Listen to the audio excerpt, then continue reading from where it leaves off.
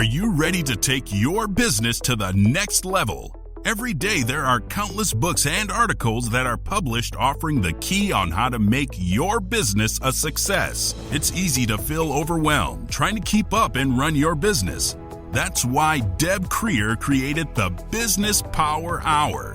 Keep up on the latest trends, best practices, and techniques for how to make your business a success. Let the Business Power Hour do the heavy work for you. Good morning. Good morning. I am Deb Creer, and I am passionate about giving professionals the tools that they need to make themselves and their businesses as successful as possible. And we have one of my favorites in the world. We have a repeat guest. I love it when our guests come back because it means they're doing fabulous things and they have so much information that we need to have them on to share it again. So please join me in welcoming back Stacey Brown Randall. Welcome back, Stacey. How are you? I am doing great, Deb. I'm so glad. I don't know if I should call myself a repeat performer or a repeat offender, but I am very thankful to be back. Thanks for having me. I love it. I love it. Well, yeah, it was 2018. Holy schmoly. So it's going to be interesting to find out what's happened between now and then. But let me go ahead and read your bio, and then we will jump into this. So Stacey Brown Randall is the author of the new book just released, The Referable Client Experience, and also the multiple award-winning book, Generating Business Referrals Without Asking. She is also the host of the Roadmap to Referrals podcast. Stacey teaches business owners how to generate referrals naturally without manipulating, incentivizing, or even asking. She has been featured in national publications like Entrepreneur Magazine, Investor Business Daily, Forbes, and more. She received her master's degree in organizational communication and is married with 3 kids. So, oh my gosh, Stacey, as I said, welcome back. Tell us how you got to where you are today and what's happened since 2018. You know, it's crazy. Like you said, like, wow, the last time I was on the show was in 2018. I'm like, Deb, that was back when we were babies. It's pre-COVID, right? Isn't that one of those weird things now? Oh my gosh, that's back we were when just youngsters. We were just babies back then. Actually, back then, my babies were babies. They are now all in high school. Oh my. Oh my. So I know it's crazy. My boys are in their senior year of high school. Like, it's just... it's like a lifetime, you know. I feel like I've lived a lifetime. You just have kids and you'll just get old all the time feeling. But you know, it's interesting. People ask that question. They're like, hey, what's happened since the last book published? Because my first book came out in 2018 when I was on your show the first time. And I'm like, they're like, so like, what's new? What's different? I'm like, the strategies, the tactics, the need for people to focus on referrals in their business, the idea that referrals are evergreen, doesn't matter what's happening in the world or the economy, you should have a strong referral generation like practice within your business. None of that's changed. Like, I'm still talking about the same things, you know, what is this, 7 years later, whatever it is. I don't know. I can't do public math. And I know. And my toes don't go that high. So, right. So whatever it is, I know it's not 10 years, but it's just a few less. And so obviously, you know, things that have changed inside my business, things have changed inside our family just because the kids have gotten older, how I work with clients has shifted and changed. But what I talk about is still what I talk about. Now, why it took, I don't know, 7 years for me to get around to actually doing another book. That's another story in and of itself. Life, right? Well, not so much life as in the excuse of life. Like, this was just you know, there was definitely a little bit of, I know what I'm getting myself into. So I know what I'm getting myself into, which is why I keep putting it off. Right. And then, you know, the first book did so well, winning awards and things like that. It continues to sell today. I was talking to someone the other day. I was like, yeah, I pretty much get a royalty check like every week. That's nice. Yeah. Not every week, every month. But like, it's one of those things. It's like, okay, so, you know, when you look at what I teach and how I teach it, and all that stuff kind of has remained the same. Sure, things shifted. Sure, we changed things of how I taught after COVID and things like that. But really, at the end of the day, I'm still talking referrals, and I'm still talking about the fact that you do not need to ask, and you do not need to compensate and incentivize, and you shouldn't be promotional and gimmicky, that you can generate referrals in a way that will work for you. And the second book follows the same kind of line as the first book. They're based on different strategies that I teach, But book one and book two are both based on two of the three foundational strategies that I teach that I think every business owner should have in place in their Right. business. Right. Okay. So what are those quickly? What are those three strategies? Yeah. So the first one, what the first book is based on, generating business referrals without asking, is if you have people referring you now, which we call referral sources or existing referral sources. If you have people referring you now, then there is a plan of how you nurture more referrals from them. And it's not just hoping that it happens. And it's not, emailing them every 32 days or texting them every 32 days. How are you? Just like, you know what I'm doing, but we're not saying why I'm doing it. Like, nobody wants that. It's not taking people to coffee 40,000 million times a day or a year or whatever. Like, it's the idea that you have people referring you now. Here's how you generate more referrals from them. And the way the foundational strategies work, let me just say this, but it's important for people to put this in context. The way the foundational strategies work are based on who. There are a group of each of these are three different groups of who. So the first group being, hey, this is the group that already refers you. Here's how you get more from them. The second book, the Referable Client Experience, that kind of speaks for itself. It is on clients referring you, but specifically clients referring you as they go through your client experience. And that even includes when they're no longer a client in the alumni stage. The third foundational strategy is based on new people. This is people that you wish were referring you, but they're not. And you're like, oh, if I could just get this person. We had such a good working experience. Yeah. Or really, it's just that idea of like, oh, I know Deb. She's so connected. She knows everybody. Man, business would change if I could just get Deb to refer me. Well, there's a way. There is a way to actually cultivate somebody to have it be their idea to refer to you versus you having to make it your idea and forcing it upon them by asking. And so the third strategy is based on new people referring you. So existing people already referring you, get more from them. Foundation number one. Referable client experience, get referrals from your clients while they're working with you. Foundation number two, and cultivate new people, what we call potential referral sources into actual referral sources. And that's foundation number three. Right. It seems like, and I'm sure we talked about this way back in 2018, we have great experiences with our clients, right? But for some reason, and if we don't, oh, well, okay. But we want to have good experiences. Yes. But for some reason, it's really hard for us to even ask if they will be a referral.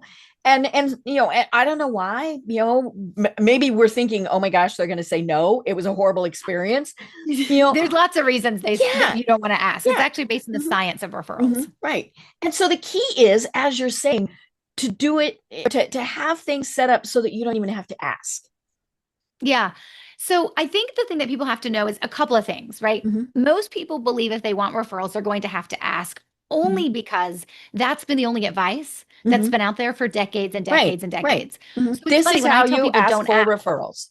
If you go to Google and you're like, Google, tell me how to get referrals, you're going to see thousands and hundreds of thousands of results on how to ask or how to create like an incentive plan to pay kickbacks for people who refer you. Right. Or you're going to be you could get an Amazon card if you right, if you refer, right. Or you're going to see things like gimmicky promotional things like put in your email signature, the greatest compliment you can give me is a referral, right? Or you're going to be told that you have to network all the time because if you're not seen, then you're forgotten. Right. And those are tactics that have been around for decades. This is the boulder that I have to like, I know that's what people believe. And it's like the boulder I push up the hill every day is the idea that actually we're not willing to do those things. Most people I talk to, they know those strategies. They just don't do them. Right. They're like, they're terrible. And I'm like, they're terrible for a reason. And the reason why they're terrible is because they actually violate the science behind referrals. And that's what nobody has been talking about for decades and decades. And that's one of the things that when I realized that early in my business, I was like, oh, this is why we feel terrible asking. This is why when we ask, the person doesn't respond and they say they will, but then they never do. Like we're violating a part, of that relationship. And so most of us are like, we know we have to ask. I'm like, you don't. And then they'll like, oh, so there's a different way. And yet it's crazy, Deb, is that people still think at the end of everything I teach, I'm going to teach them how to ask. Mm-hmm. And I'm like, no, I will Right. never teach you how to ask. Mm-hmm. I will tell you that you shouldn't ask. You're violating the science of referrals when you ask or compensate. You know, you're commoditizing the relationship. And there is a better way, but the different way, you know, for some folks is understanding that there's still work involved. I don't have a silver bullet. I don't have the easy button, Right. right? Those live only at Staples and only as toys. And so you have to be willing to do some work. Like you could consider asking people or putting together a commission plan for people to refer to people to like people say to refer you. I'm like, yeah, they're really just sending you leads. But for people to send leads, right? You can create like the referral type program. Those all take work too. So it's not like you're excusing work. It's like you're just trading a different type of work and looking at it different. And here's the thing that people get wrong about referrals and clients is that we've also been sold this incorrect bill of goods that says if we just do great work, the referrals will come. Right. If we build it, they will come. And they don't, because guess what, Deb? I bet you do great work, right? I know I do great work, but if we didn't know how to bridge the gap to receiving referrals from our clients, you're not going to be drowning in them. Like think about every one of your listeners right now. Let's just go for the, you know, made up statistic, but I bet I'm right. 99% of the people listening to your podcast do great work, want to do great work. Right. And when things don't go according to plan, they will fix it, right? Right. But none of them are probably more than likely, unless they're the only one who does what they do in their area. They're not drowning in referrals. They get some, they get a couple, maybe they get a couple a month, maybe they get a couple a quarter, maybe they get a couple just over the whole course of a year, but they're not drowning in them. And that's because we have been told that, hey, if you just do great work, you'll receive referrals. And people are like, wait, but I'm doing great work and I'm not getting referrals. Yeah. And then their question to me is, well, am I doing something wrong? And I'm Right. like, Yeah. no, Hi. you're not doing something wrong, but you don't know what you're missing and you don't know what you don't know. And the reality of it is great work will never equal referrals. There's actually something you have to do to bridge that gap to generate referrals, but it starts with really making sure you do more than great work. And that's the piece that people are like, oh, I never thought about it like that. Like it's great work is not the only part of the formula. There's two parts to the formula and great work is one piece. And it's actually not more important than the other piece. It is equally important. And so that's, I think, what people kind of always get wrong. Right. You know, and we all know how important referrals are. It is so much better to have somebody say, hey, you know, Stacey does great work. Even if we don't know them, right? You know, we read Yelp reviews, we read Google reviews, all of those things. But there's a stat on your website that is so important. And it says, did you know that 83% of people prefer to make a buying decision based on being referred by someone they trust, and referrals have a 70% higher conversion rate? Yep. You know, and yes, this takes time to do this, right? All these things, but Facebook ads, magazine ads, TV ads, campaigns, all of those things. Folks, put your checkbooks away and work on referrals, because that's going to be so much better for your business. Yeah, and I love that you read that stat, because it is the truth. Like, I do a lot from a science perspective and a data perspective, and it always baffles me when people are like, I was talking to this law firm one day and they were like, we spend $25,000 a year. A month, $25,000 a month, and their digital online marketing. And I was like, okay, well, I need you to stop doing that for 1 month. Just 1 month. Stop doing that for 1 month. Let's redirect those funds. Let's put a referral strategy in place. And I can guarantee you, you'll probably get less referrals than leads you're getting on a monthly basis. But I bet you'll have a significantly higher closing ratio and will make way more money. And guess what? You don't need to spend $25,000 a month to get those results. Right. Maybe a couple of thousand at most, and because of the size of that firm. But most of the companies I work with, they're not spending money like that every month. Oh, yeah. So even a couple thousand they're not Mhm. spending every Mhm. month. So it's interesting where people choose to put their Mhm. dollars when they're thinking about strategies and Mhm. stuff. And the biggest thing I always have to ask folks when I'm talking to them when they're a prospect and they're Mhm. considering hiring me is that, you pay all this money to your online marketing and your Mhm. SEO Mhm. and your digital marketing Mhm. strategies. And in theory, you're supposed to be able to hand that off to somebody Right. or hand that to somebody on your Mhm. team. And you're not, Mhm. as business owner, Mhm. you're not supposed to be bothered with it. Mhm. With referrals, you're going to be bothered a Mhm. little bit because you're building Mhm. relationships and not Right. just you as the business owner. That can be Mhm. done by anybody on your Mhm. team, but it's going to take work. Mhm. And I always say it feels like hiring somebody to handle your online marketing Mhm. strategies is going to like solve all your problems. Mhm. And there are definitely And things it's you should. easier. Yes, because it feels Mhm. easier. I just got to Mhm. write the check and they're going to do it all. Mhm. But they Mhm. still ask you for things. They still Mhm. need things from Mhm. you. You still have to approve Right. things. You still have to monitor it. You Mhm. still have to pay attention if it's working. Like it's still Mhm. work involved, but it doesn't Mhm. feel like work until Mhm. you do it and you're like, wait, this is Mhm. work too. Mhm. And I'm not saying you shouldn't have some digital Right. marketing Mhm. strategies in Mhm. place. I completely Mhm. agree that you should Mhm. have a variety of Mhm. ways, right? A multi-pronged approach to Mhm. how you bring in clients. Mhm. But the lion's share of where you spend your budget should be in things that actually give you Mhm. the ROI you're Mhm. looking for. Right.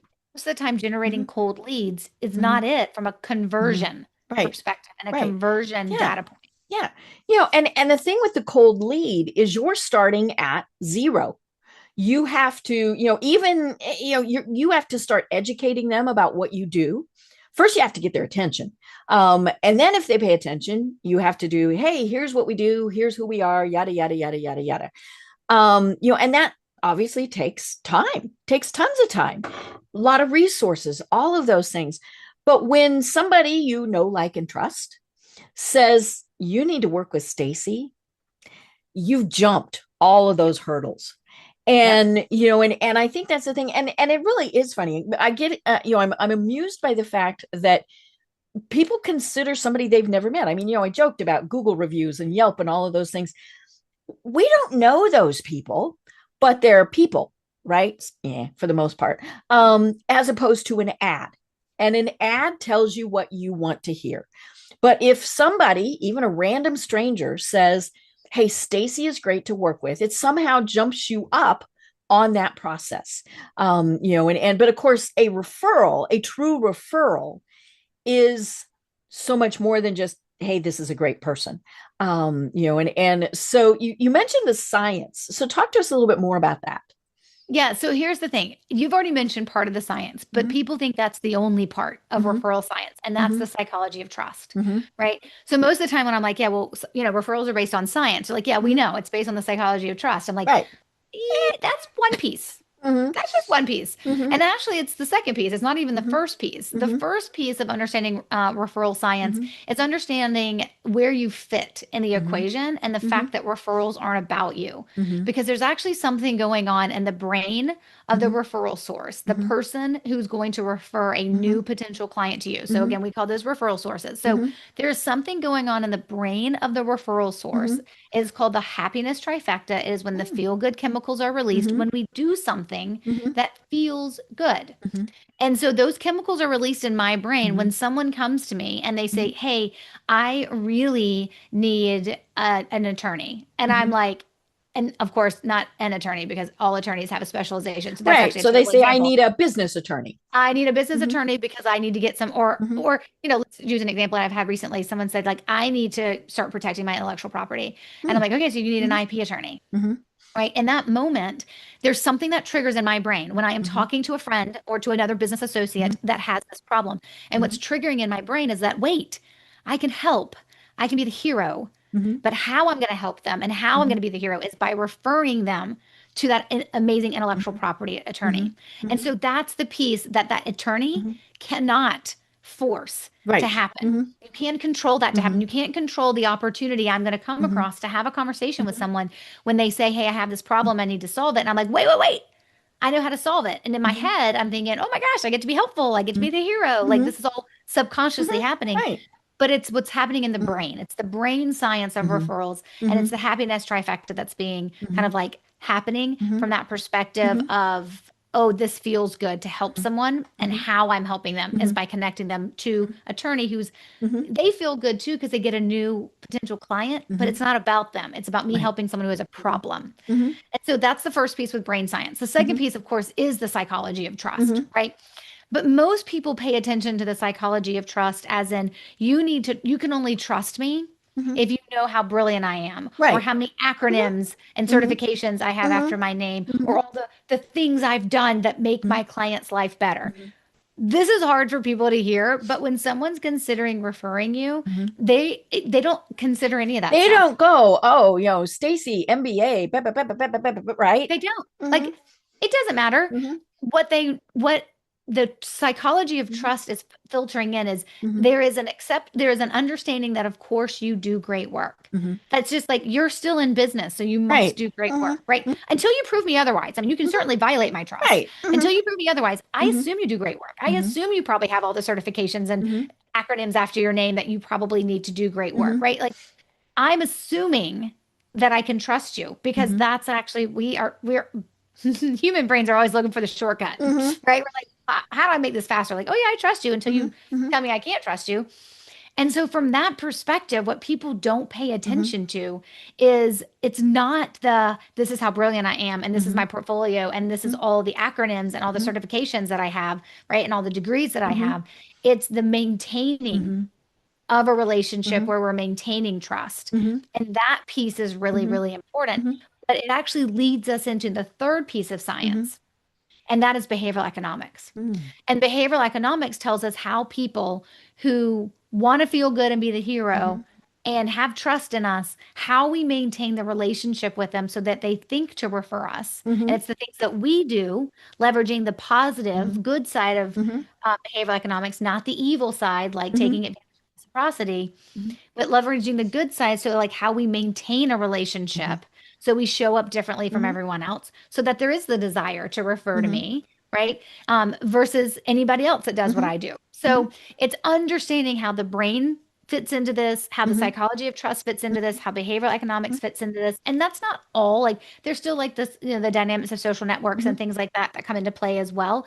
But when you really break down and understand the science behind it, you understand how if you choose to ask for referrals, you're violating all of those things. Right.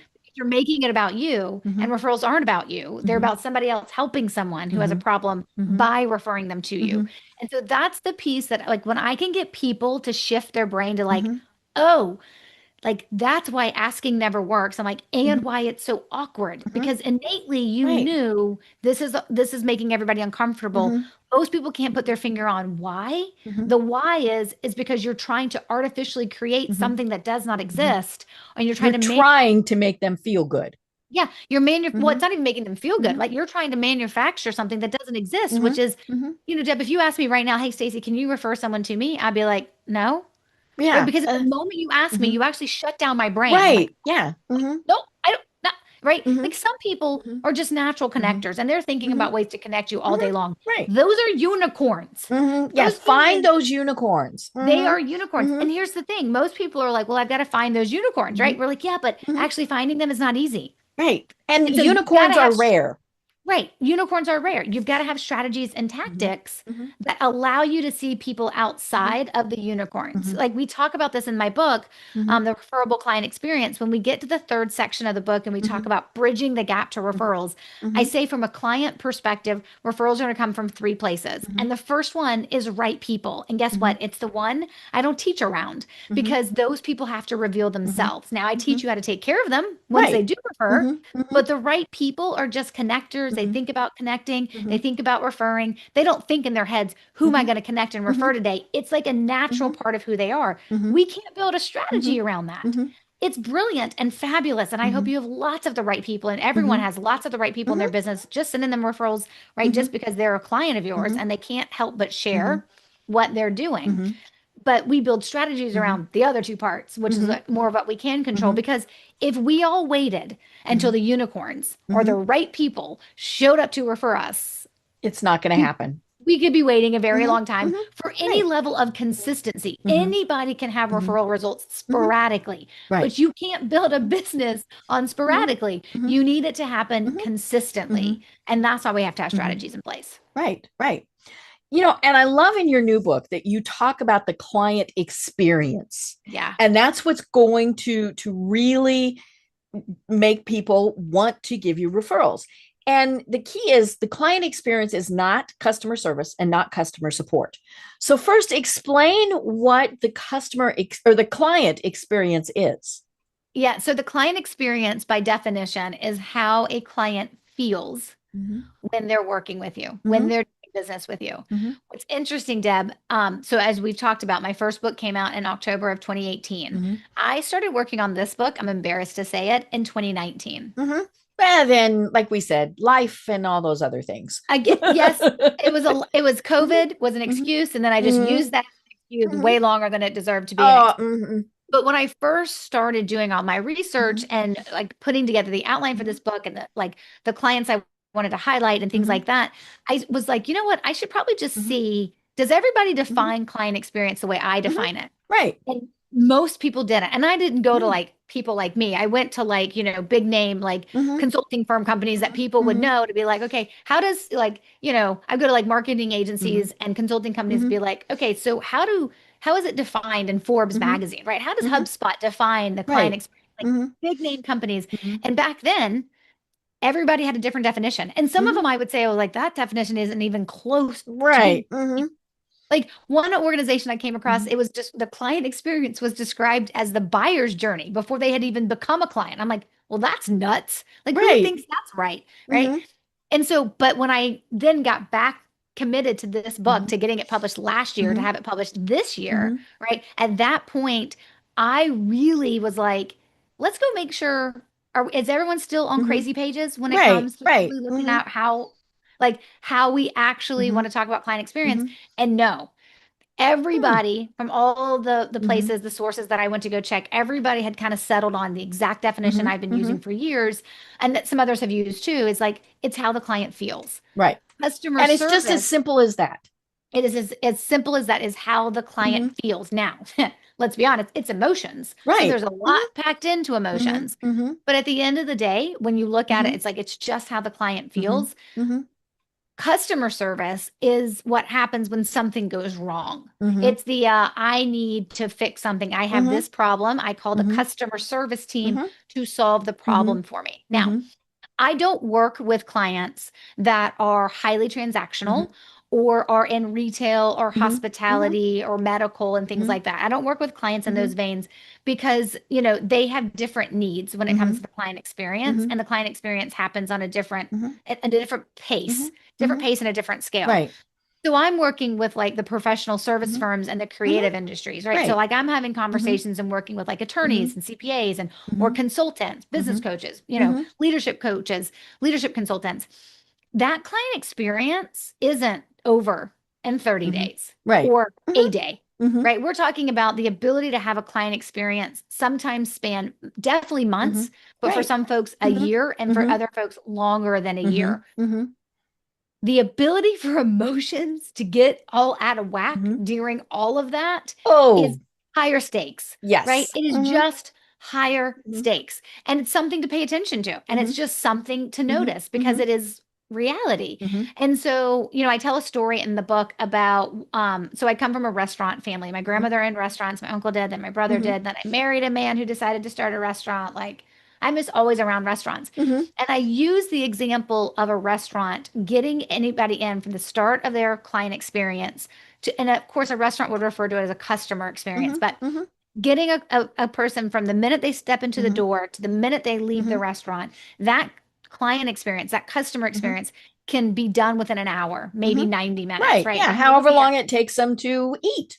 yeah. Mhm, And if you're looking at it from my mhm, family's restaurant perspective, they're trying to get you in and out in under an hour because they're mhm. thank trying to sit, two, Right. 300 They're people turning the down. tables faster. Right. Mhm, And so when you think about how fast that works, but mhm, I tell a story about understanding when you pay attention to how that works from a restaurant perspective, mhm, what you notice is movement. mhm, And I don't mean the movement of just the person like walking in the door. I mhm, mean the movement of the team Mm. that is going to get them in and out the door in Mhm. less than an hour. Mhm. And taking that idea of momentum and Mhm. movement Mhm. and applying it to a professional services aide, Mhm. applying it to a law firm, Right. applying it to a Mhm. CPA firm, Mhm. applying it to a leadership Mhm. consultant, applying it Mhm. to an interior designer, Mhm. and having them understand that you may have a really long time before you're done, Mhm. but you have to figure out how we're going to maintain that Mhm. movement Mhm.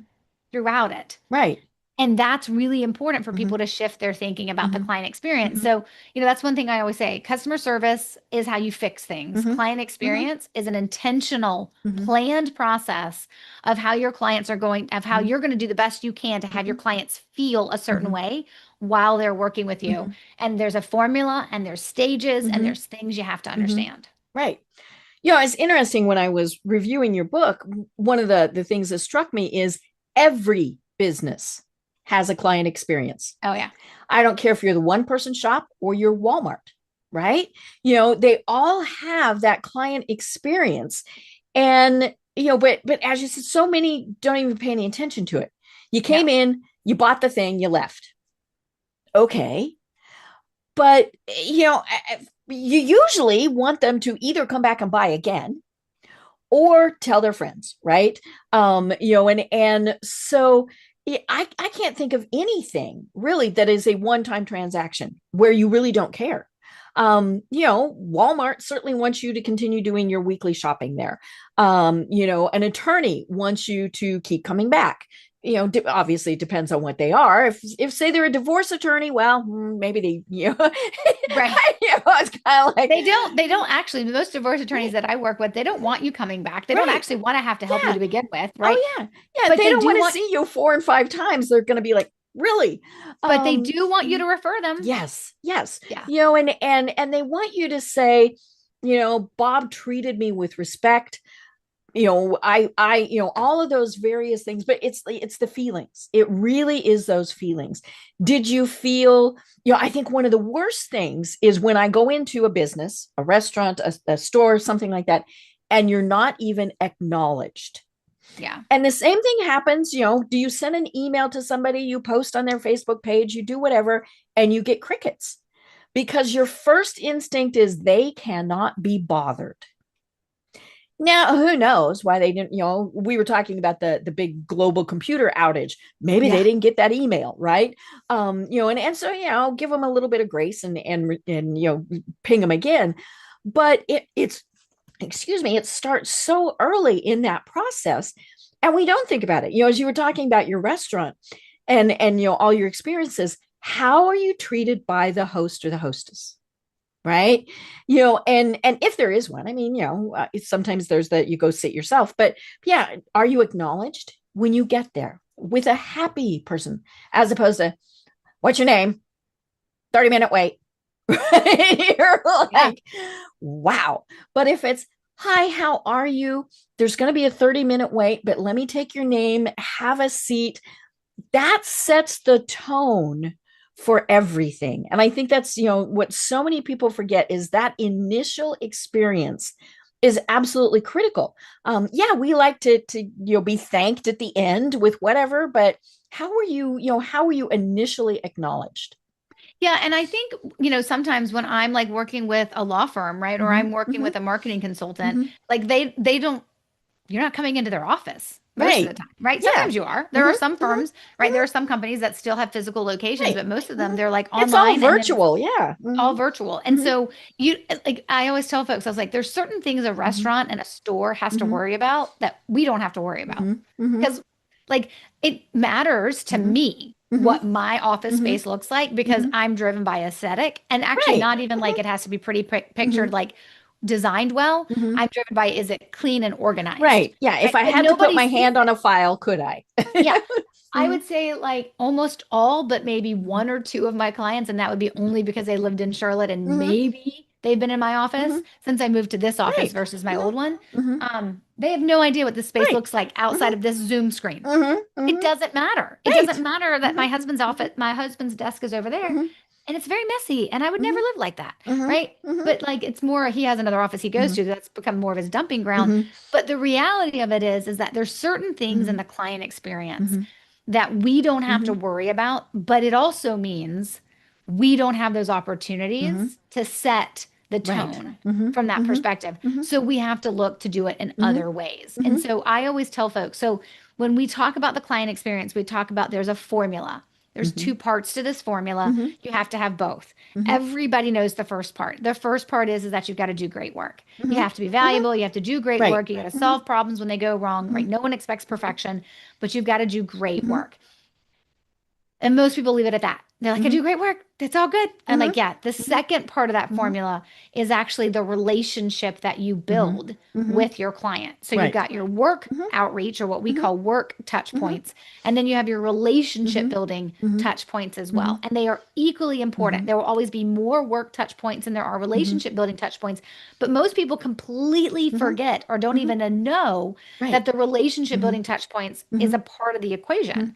And it's something that they should be doing and paying attention to. And when you're doing that, it's looking at it as this isn't about just doing great work. It's also the relationship you build, because it's in the relationship building stuff that you do that is going to feed, like, I don't know the exact statistic, but I would say for most folks, because everyone's a little bit different, it's going to feed 70 to 75% of that emotion. Right. Is how you made me feel. And how you make me feel isn't actually in the results you get me, right? That's a solid 25%, yes. But the other 75% was like, well, how did you make me feel while you were getting me those results? Right. I mean, I can't remember how many times that I have had people ask me like, hey, you use such and such company, or you solved this problem. What company did you use to solve it? And I have two standard responses, right? Oh my gosh, you've got to work with them. They're amazing. They're incredible. You've got to work with them, right? Or the other one is, hey, I got the results, but it wasn't a great experience. Right. Or you just kind of go, eh. Right. You know? Like meh kind of experiences happen way more than people want to admit. And the truth is, Deb, we probably have clients that have worked with either of us that they would probably describe working with us as meh. Right. Like I can think back through specific times in my business where I was going through a growth that I wasn't prepared for, which does happen, right? Or I was making major changes and trying to communicate those changes of how people work with me, or how I'm going to do things. And I would say that there's definitely some clients that get caught up in those changes and shifts happen, right? That's going to happen. And we're not looking for perfection here, but we are looking for the majority of your clients that go through your client experience, that they are feeling a certain way because you've been intentional about those feelings. And here's the other thing I see people do. They leave the descriptors, the adjectives, the words people use that are their feelings. They leave those up to chance in terms of what they are. So there is a practice. There's like an exercise I take people through in chapter 3, and we call it that you're going to create your ideal client reaction script. Right. And scripts just meaning like these are the words the client's going to say back to you. Like if it's really important that your clients say that they felt cared for, well, then what are you doing during your relationship building touch points and maybe some of your work touch points that actually make your client feel cared for? So we don't just willy-nilly be like, let's throw in a gift basket, let's throw in a bottle of champagne, let's throw in, a card at Christmas and be like, there's our client experience. That's going to make them feel good. Well, is good one of the adjectives you want, or one of the emotions you want your clients using to describe, right? For people have different descriptors. And that's what I always tell folks, is that you've got to figure out, and you have to be intentional about, how do you want your clients to talk about your business, right? Like, what are the adjectives? What are the words you want them to use? And then we use that to actually figure out what are your relationship building touch points? What shows that you care, right? And I always tell folks, if you can do a client experience without having as one of your ideal client reaction scripts as care, you're probably going to be in better shape, because it's like a go-to like everybody wants and it's kind of a nebulous thing. Yeah. So you've got to I just tell folks, I'm like, you can have care, but it's got to be like defined a little bit better. Like in some cases, I'll have my clients be like, I want my clients to feel completely supported. Right. So, that's a different type of care. But care is like more of a generic term. I mean, I've used it in the past myself, but like I have found over the years, it's like, that's a little bit more of a generic term. We really want, as long as you can define what you mean by care, then it's good. But most people, when they do the ideal client reaction script activity, they have like a laundry list of like 18 things that they want their clients to feel. And then like, okay, part of the process is narrowing that down to 3, maybe 4, maybe 5. Right. But Yeah, because really you 3 to can't 4. hit 18. I mean, if that's you're just going to go nuts trying to hit all of those 18, 20, however many points. Well, and at some point, it's like when you're getting up to 18, you're just now saying different words that mean the same thing. You It's like you pulled out read a a book thesaurus. somewhere and it said you should want your clients to feel this, right? Right. Or you put out a thesaurus and you're like, okay, what's Mhm. another word for comfortable? Because I want them to Right. feel that too. Right. You know, like it's one of those, I and it don't depends want them to feel uncomfortable. right. And so it's different depending on what you do, right? Right. The ideal client reaction conversation that I have with a divorce attorney is vastly different than I have with the architect. Yes. Right? Yes. Like they sometimes they're not even the same ballpark of what they want to feel, but majority of time there are some themes that come out. Every business wants their clients to feel cared for and supported, right? Like I rarely Heard. I love the thing. Heard. We want them to feel heard. Okay. right. What does like I but when you define what that means, yes. right? Then it makes sense. And so so I rarely have a client experience where they're not there isn't some use of they feel heard, they feel like I use seen. Right. In mine, like they feel heard, they feel seen, they feel supported, they feel cared for. Like those are all great. Right. But you got to go beyond that. Right. Right. Yeah. Because some of that then comes down to the nitty gritty. They need to be responded to within an hour. They need to be responded to within 24 hours. They like text. They like email. They like phone calls. I mean, all of those various things. And of course, people shy away from that because they're like, oh my God, that's a lot of work. You know, I'm sorry, if your client likes getting emails, then you had better send them emails. You know, if I don't care if you like sending emails or not, if that's how they prefer to get the information from you, then that's what you need to do. You know, and it's funny because I was doing something the other day and it asked me, how do you prefer that we communicate with you? And you know, and the choices were phone, email, text, right? I mean, there's not a lot of others. And I had to sit and think about it because I thought, okay, is what I'm doing something that I need right away? In that case, that's probably a phone call, right? Because that's going to catch my attention. If it's something that's, you know, not as timely, well, then maybe it's an email. You know, and so, but I think so many people, and you talk about this in your books, is we got to figure out it, we got to take the me out of it. And what is it that, you know, what do they want? Not what do we think they want? What do they want? Yeah, but it's looking at it like it's kind of like the what they need, but sometimes they don't know what they need. Right.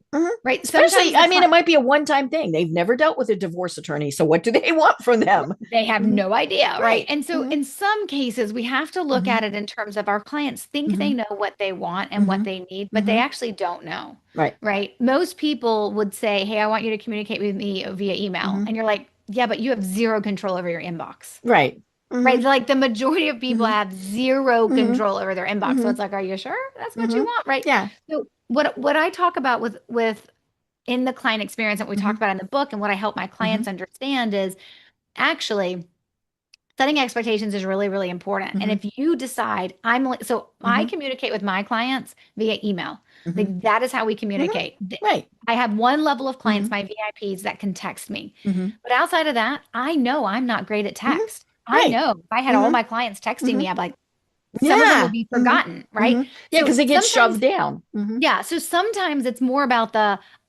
my business cannot support Right. multiple ways of communication because I will disappoint somebody, right? Like, and so then you just set that expectation at the very start. Yep. Exactly.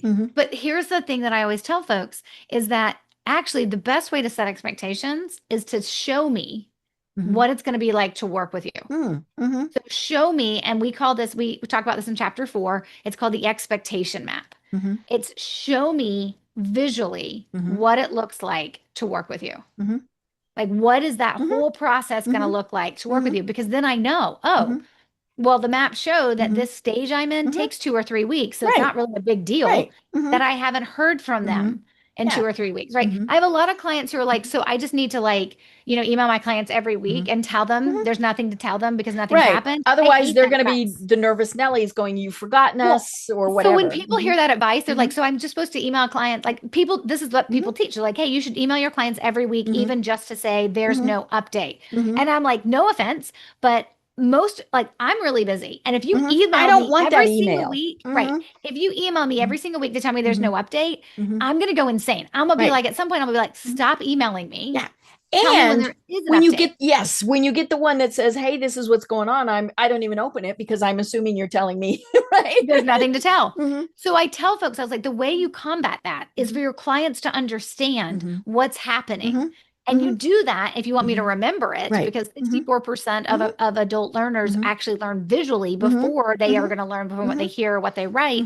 Right. So if you show that to me visually, like here's what it looks like to work for me. And you can just do like the first 90 days. Flow chart. Yeah, whatever. Finish, right. Well, we do it more like it's like a Candyland board game. Like we tell folks to think about it like it's not like everybody's it's turned pretty, out like it's that. fun. There's got to like, and again, it doesn't need to be like over the top Candyland board game, but there's got to be some color to it, right? There's got to be, but we're talking about how bullet points are not going to work for most people. Move them through stages. And then when we're moving them through stages, this is something people always miss. Like I'll get expectation maps from my clients all the time. It's one of my favorite things to review and give feedback on because it's just fun to like look at and be like, and then I put myself in like, okay, I have just hired David, this financial advisor. I'm seeing this for the first time. What does this feel like to me? Like I get to do that.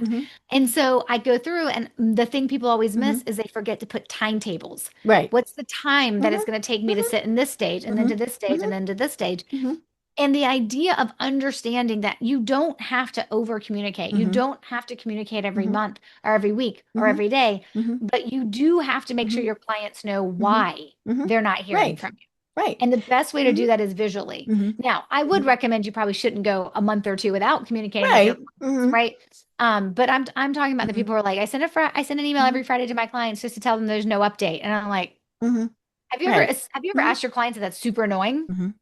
Do they even open the email? Right. And you can, and open rates don't count the way they used to. Right. Because you can view it on your screen. Yeah. All those things. Yeah. And you can, the bot can view it for you and you show up as looked at it, but you actually never saw it. Right. Or if somebody else works your inbox, then they saw it, but you didn't see it. Like, so it's all those things. But it is really important for people to pay attention to, like, my goal and what I do with my clients is not to increase your workload. But it is to strategize and make your workload smarter so that your clients get what they need while you get what you need, which is usually, as the business owner, not living in a sea of overwhelm and not living in a sea of 30,000 different tasks you have to do every day because this client's at this stage in the client experience. So we really talk a lot about, like, how do we condense this down? How do we make this workable? How do we do, is there some things that we can automate? There's definitely got to be a balance between what we can automate and being efficient versus what we can do for high touch and being engaged. They're two different sides of the coin. I had a client one time, or a prospect, come to me one time, and they're like, hey, for referrals in our firm, can you just write us a 12-point email that we can send out cadence, like a 12-point, like 12 emails that we can send out as a cadence that'll get us referrals? And I was like, nope. Yeah. That's not how it works. No. But they want it easy. They want it easy, and they don't want to hit that easy button. They wanted to send some stuff out and never be bothered with it again. I'm like, if you're not willing to be bothered by then somebody don't bother. referring someone to you, that you shouldn't bother, because at the end of the day, you don't really deserve them. Like, I believe most people deserve referrals until they say something like that to me. I'm like, nah. You don't need referrals. You need somebody else pulling a lever on social media for you, or pulling a lever for you on digital marketing. Right. And maybe that's how they want to do their business, but it takes away that thing that you mentioned, that word, that relationship, and it's interesting. One of the things that, when you were talking, I thought, about building stuff at the very start. I tell people to do that all the time. Especially, when you're working with a new client, and I call it setting expectations, boundaries, all of those things, because, I have people who have said, well, you're home-based, therefore you must work 24/7. No. And I did when I started my business. I'm like, oh my God, I must respond at midnight. Well, that you're going to have a very short career if you do that. And so I tell them, I don't mention home-based. That's just, but I say, I have regular office hours. I don't respond to emails in the evening, weekends, or holidays. You can send it. I'm just not going to respond to it. But then I also tell them, and this is kind of the expectation thing. Yes, emergencies happen. However, if it's something that I have to deal with on my off hours, it will cost you double. And they always find that they can do it on regular business hours. Every once in a while, it's like, oh my God, this, but yeah, and so it's setting that expectation so that they know if they set, and it really was brought home to me when we moved from Colorado to Atlanta. And I had California clients, so 3-hour time difference, right? And so we'd been here less than a week, and my California client said, I'm sending you emails in the afternoon. How come you're not responding until the next morning? And I said, because it was 7:30 at night for me. Now, of course, I was very, very nice, very polite when I said this. I said it was evening for me. And I said, so I'll make you a deal. You don't expect me to respond at 7:30 at night, and I won't expect you to respond at 5 a.m. And they went okie dokie. Right. And all of this comes back to that fun word, communication, right? How are we communicating and making sure that everything is set out, it's clear, what's going to happen, here's what to do if you have questions, all of those various things. And unfortunately, we don't do that. We just like wing it. Well, I think sometimes we're just so excited to bring a client on. Yes. We're like, just dive into the work, or we're already busy and we bring a new client on and we're like, we got to just fit them into what we're doing. If you build a referable client experience, fundamentally, it has to be repeatable. Right. If you do things just because you're not busy, or you don't do things because you're too busy, that's not repeatable. That's not referable. So, I mean, I think that there is some pieces for people to understand, like, hey, the being referable means that you're going to have all those things figured out, and you're going to have ways to deal with things when they don't happen according to plan, right? I mean, that matters too. And so it's also okay to figure out your rhythm. Like, what's your rhythm and how do you work best, and what those boundaries are. You can have those as much as your clients can have them. Right. Yeah. You might work best at 11 o'clock at night. Okay. Yeah. Well, it's kind of like I'm working with my team, Kathy, my virtual assistant. And I'm like, hey, sometimes I shut down at 2:30, 3 o'clock in the afternoon because my kids may be in high school, but they're not all driving. Right. and they've got after school activities and sometimes the drivers don't want to take younger sister places, things home from school, whatever. And she doesn't want big brothers doing that either. So she would probably prefer a big brother doing it because there's a 90% chance a stop at Chick-fil-A is going to happen. That's not happening with mom or dad. Okay. But he's got baseball after school. So, so I shut my business, and my assistant knows this, right? Like, I shut my business down at like around sometimes 2:33, take a break before I have to go get her. And then I may or may not hop back on later in the evenings to just deal with some things, tighten some things up, answer some emails that she has what she needs for the next day. But I had to tell her, don't you respond to me on this. Like, that's unnecessary for you to respond to me on this. Right. Yeah. Well, and, I will send things to my producer for this podcast. I'll send it on a Sunday. And I will start with just wanting to do this so I don't forget. Please don't respond till Monday. Right. Don't worry about it. Don't pay attention. Yeah. I got to get it out of my brain or I will forget it, but I'm not expecting you to respond to it. And I mean, if she does, that's great, but I'm not expecting a response until Monday, or, whatever it is. I'm writing this at midnight. Don't respond till tomorrow or whatever. But yeah, it's all about those communication. It's two-way communication too, right? Your client, maybe like we said, maybe your client is in a different time zone. This is a virtual world now. They're more than likely going to be in a different time zone. So you might need to adapt. I have podcast guests who, live in 8-9 hour time difference. Well, then we have to figure out how we can even make the interview work. And I will ask them, what's that like? And they said, we just don't sleep at night. We sleep during the day. And I'm like, ugh. Yeah, no, I could.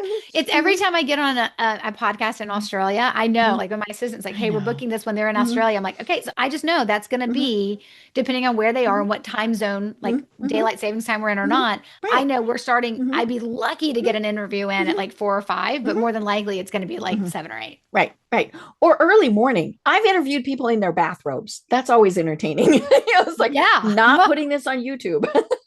Yeah. Like, can you just Mhm. put on a different top, Yeah, please? yeah, yeah. Well, oh my gosh. Okay, we have to have you on again soon. I would love that. Certainly because we didn't even scratch the surface. I mean, I really wanted to talk about the 3 stages of client experience. I love that you call them alumni clients. Yeah. We're just going to leave that as a teaser for folks. But yeah, we didn't get through any of my notes. We didn't talk about that big bugaboo that is now a big part of this entire process, and that's AI.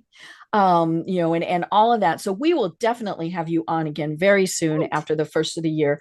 But I know, we just had we had so much fun catching up on what had been going on. But until then, how do people find you and what are the services that you provide? Yeah, so obviously the big thing for me right now is the getting this book. I Hmm. spent all that Hmm. time writing into people's hands. So Yeah. the referable client experience, you can learn about all Hmm. my services and both of my Hmm. books on my website, Hmm. stacybrownrandall.com. But every book has its own website too. Hmm. So if you Cool. go to Hmm. referableclientexperience.com, you'll Hmm. see the specials that we have going on that Hmm. are still going on in November, Hmm. because we're in book launch week. Hmm.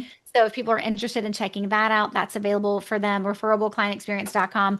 You can learn about the books. Hmm. Obviously, Stacey Brown Randall has a list of my programs, Hmm. but I teach 20, like I mentioned, I have Hmm. these 3 foundational Hmm. strategies. I Hmm. teach 20. Not Wow. everybody needs all 20. Some of them Hmm. are baby, like memorize to Hmm. say this when this Hmm. happens, right? Hmm. Situational. But I work with my clients in 3 ways, whether Hmm. you want me to build it for you Hmm. and come to you and teach your team how to Hmm. do it. That's my VIP. If you want to take a measured approach, take your time, have access to me for a full year, and Hmm. you want to learn things Hmm. at like Hmm. a kind of like a 90-day Hmm. sprints, doing 4 of them, Hmm. that's my coaching program. Or if you're like, I give it Hmm. all to me in 2 days as fast as possible, Hmm. and then some support after that, that's my referral Hmm. accelerator. And that's when a small group of business Hmm. owners comes to me in Charlotte, and we do it. But everybody gets access to the same Hmm. strategies. It's just how do you like to learn and how Hmm. fast you want to Hmm. move. Right. You All know, of that's on my website. Perfect. And on your website, you've got your articles, you've got your freebies, you've got Mhm. your podcast links. I obviously always prefer a podcast, but Yeah. yeah, you've got so much great information, and so we will have a link to the website on the in the show notes. And this is something I think we should talk about this every week. We can't, but you do. I mean, but yeah, because it is so important. Why spend the time, the money, killing the brain cells doing things that we're just spinning our wheels on, right? I ran $3,000 worth of Facebook ads and got nothing. Well, yeah. I mean, Yeah. and so getting referrals, I mean, that's just it's so funny because it seems simple, but of course it's not. And so that's why we have to have you on again. Yes, I would love that. I love it. I love it. Well, until then, Stacey, do you have any final thoughts that you want to leave everyone with? Yeah, the one thing I want people to understand about referrals is that if you do great work, you do deserve referrals, but you're not owed them. And so it's really important for people to understand, what do you need to be doing to cultivate relationships with people so that you can receive referrals. And one of the things they're going to learn in my new book, The Referable Client Experience, is understanding how to be referable and then learn how to bridge the gap to actually receiving those referrals. And it is in that order. You can't shortcut this. So, very important for people to understand, you do deserve them. You're not owed them, but there's definitely a roadmap to show you how to be able to receive referrals without asking, or manipulation, or incentivizing, and doing it in a way that works for you. Oh my gosh, such wise words. I'm going to give homework.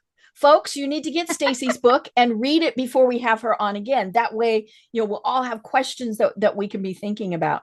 But I really have been having so much fun chatting again with Same. Stacey Brown Randall. I'm Deb Creer, and until next time, everyone have a great day. Tune in for our next program for even more trends, best practices, and techniques for how to make your business a success. The Business Power Hour, hosted by Deb Creer, is proud to be part of the C-Suite Network.